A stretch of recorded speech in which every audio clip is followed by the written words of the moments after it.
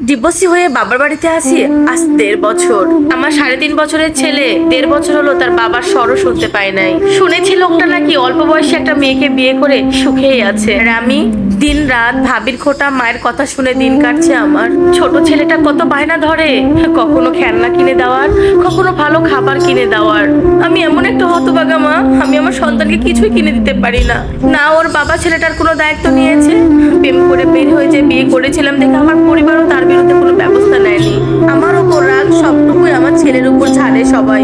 এমনকি আমার ভাবি মা সবসময় বলে আমার ছেলেকে তার বাবার কাছে দিয়ে আসতে। কিভাবে পাঠাবো আমার সন্তানকে যেখানে সে 1 মিনিট ফোন দিয়েও খোঁজ খবর নেয় না আমার ছেলের? এতেই বোঝা যায় আমার ছেলে যে ওখানে কেমন ভালো থাকবে। আমি কোনোদিনই চাইবো না আমার ছেলে তার সন্তানের কাছে অত্যাচারিত হয়। এটা আমি কিভাবে মেনে নিব? রাবেয়া, রাবেয়া, নিয়ে যাও তোমার ছেলেকে এখান থেকে, সবকিছু এলোমেলো করে দিচ্ছে।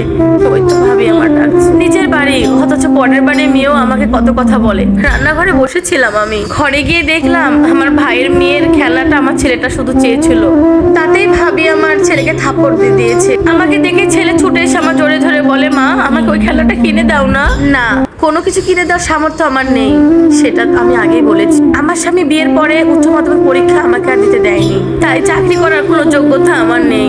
ছেলেকে কোলে নিয়ে মাথায় হাত বোলাতে বোলাতে আবার রান্নাঘরে চলে আসলাম আমি। ভালো তো আমরা দুজনে একসঙ্গে বেসেছিলাম, তাহলে কেন আমার স্বামী আমাকে সব দায়িত্ব দিয়ে এভাবে ছেড়ে চলে গেল?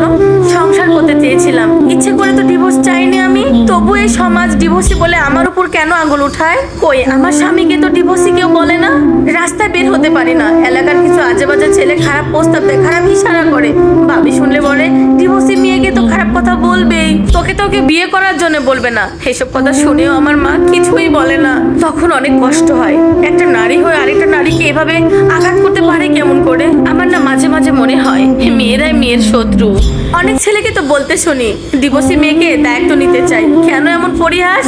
আচ্ছা, আজ যদি ওই ছেলেদের বোনের সাথে এমন হতো, হাতের 5 আঙ্গুল যেমন এক হয় না, ঠিক সব মেয়েও এক হয় না। ডিভোর্স হয়ে গেছে বলে কেউ কেউ নিজের ইচ্ছায় সংসার ভাঙে না, কেউ শেষ নিঃশ্বাস পর্যন্ত সংসার করার চেষ্টা করে যায়, কিন্তু সমাজ সেগুলোর কি ধরাই কি আর করে?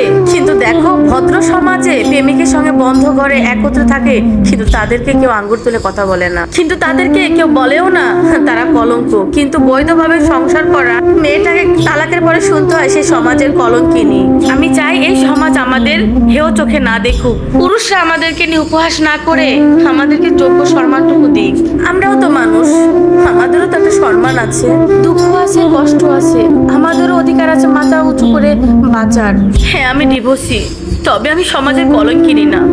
আমার স্বামীও আমার সাথে সমানভাবে অপরাধী, তবে সমাজ কেন বোঝে না? এটা একটা ডিভোর্সি আপুর লাইফ স্টোরি।